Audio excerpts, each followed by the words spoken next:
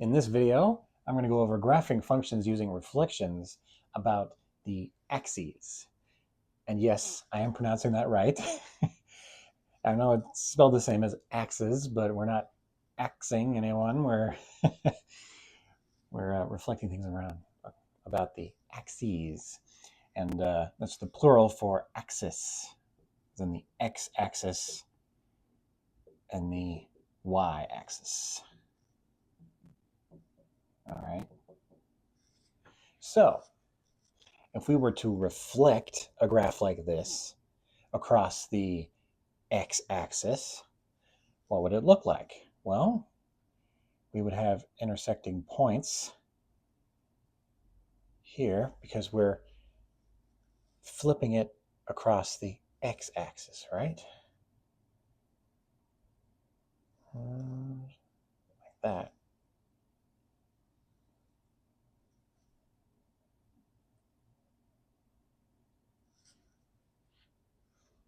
I'm not putting any tick marks along the lines, not using any measurements so you can't tell if it's, perfect or not. But let's just pretend that it's perfectly flipped over, kind of like folding a piece of paper along a line. But you got to remember that this part is also flipped across the x-axis, as well as the two long parts flipped to the other side. It's like we put it on. It's almost like we stabbed it like a hot dog over a fire and just turned it around, rotated it, so that it's completely reversed.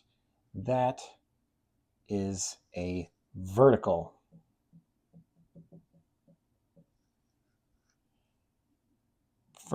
reflection. In order to do a vertical reflection, we flip it across the x-axis. To do a horizontal reflection, we flip it across the y-axis, right? So take that right there, put it on the other side.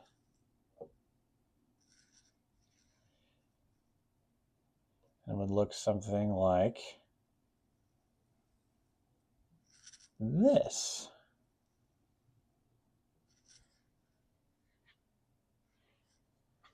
Let's make that a dotted line so we can tell, right? We can tell the difference.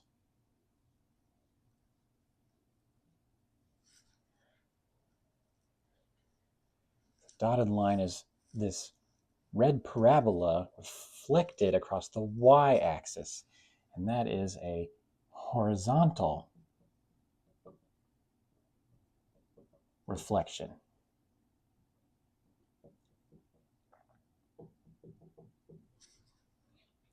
Because we're moving it horizontally, okay?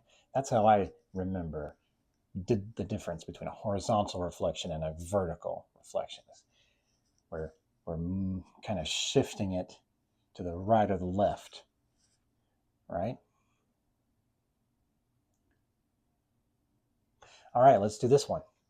This is a square root function that has been moved off the origin. And I did that on purpose because it give us a little extra challenge when we reflect the graph over the x or y axis. All right. Well, which one do you want to do first? Vertical reflection? Okay. Same distance, right? But same intersection with the x-axis, right?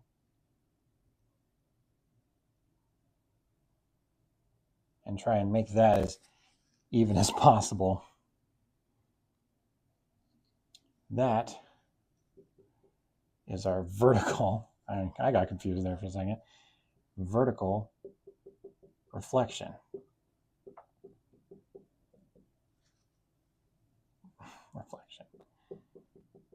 Eesh.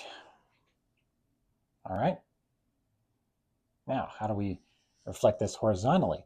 Well, with the horizontal reflection, since we're flipping it over the x-axis, our x-intercept, you could definitely should call it, stays the same because we're flipping it across that axis. But when we're flipping it across the y-axis, you'll notice here, our y-intercept stays the same. So we know that's going to be a spot. And we know that it's going to be the same distance from the x, or the y-axis. Man, I'm tired. Oh, right there. Put our dot there. Do a dotted line this time. And there's your reflection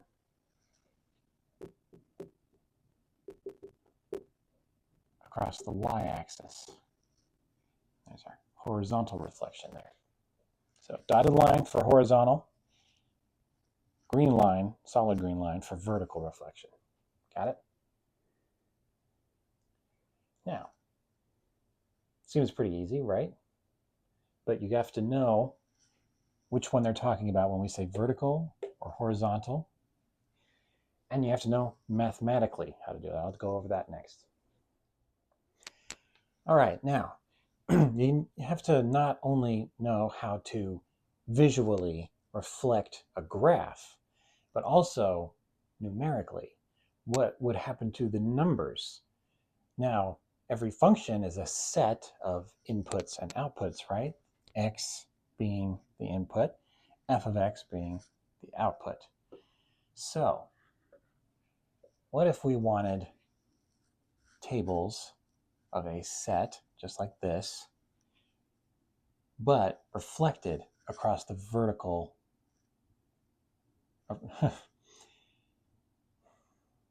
this would be reflected across the vertical axis, wouldn't it? A horizontal reflection, but a vertical reflection of this data set. Okay? Well, to do that,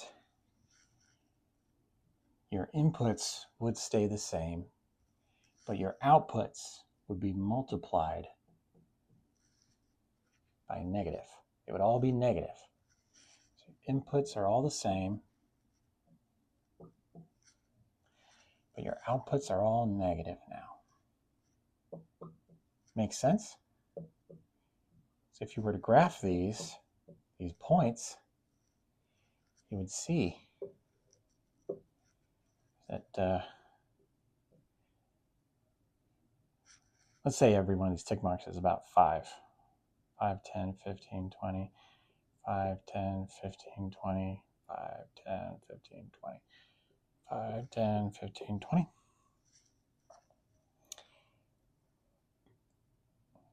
Well, let's say the vertical axis is by 5 and the horizontal axis is by, 1.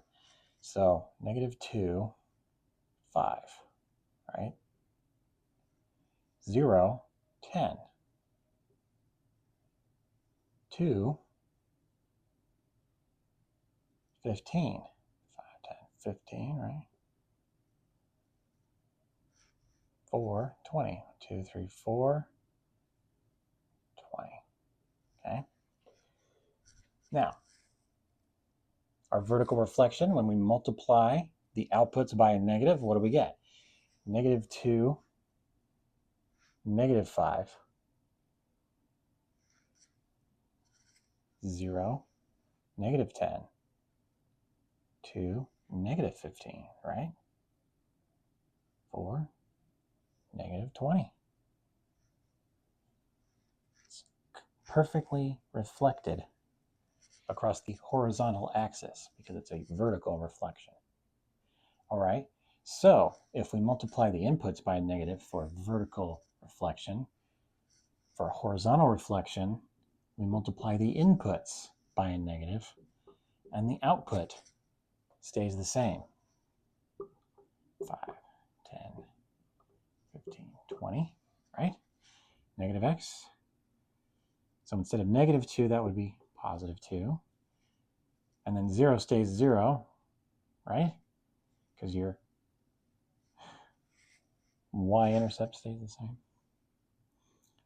Negative 2, negative 4, right? Let's graph that, see what happens. 2, 5, 0, 10, negative 2, 15, negative 4, 20. There's your dotted line. There's your solid line. Well, obviously my graphing is not perfect, but we reflected this original line across the x-axis for the vertical reflection, and we reflected it across the y-axis, and all we did was manipulate the numbers, right? Just did that to show you that we did it right.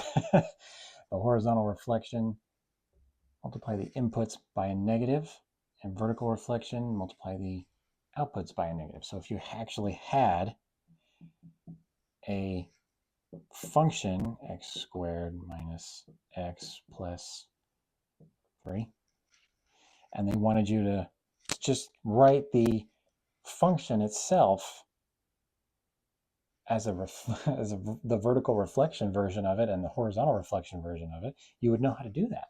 The vertical reflection is just negative of the whole thing. So let's say g of x would be what? Negative x squared plus x minus 3.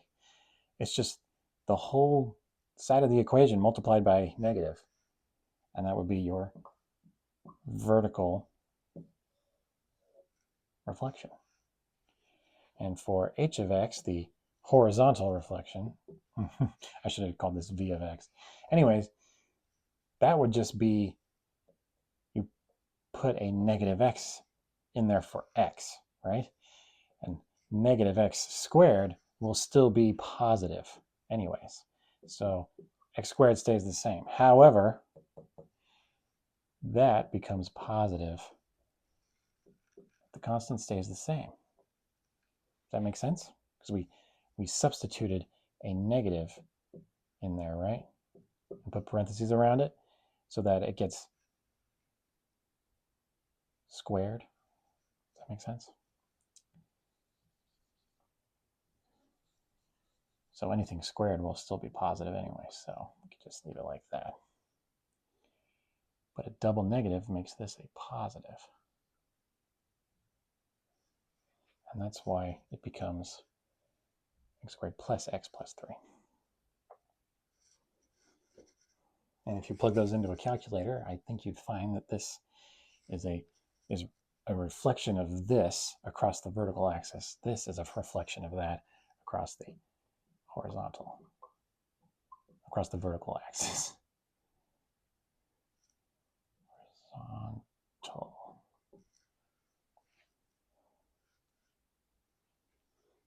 Thank you for watching.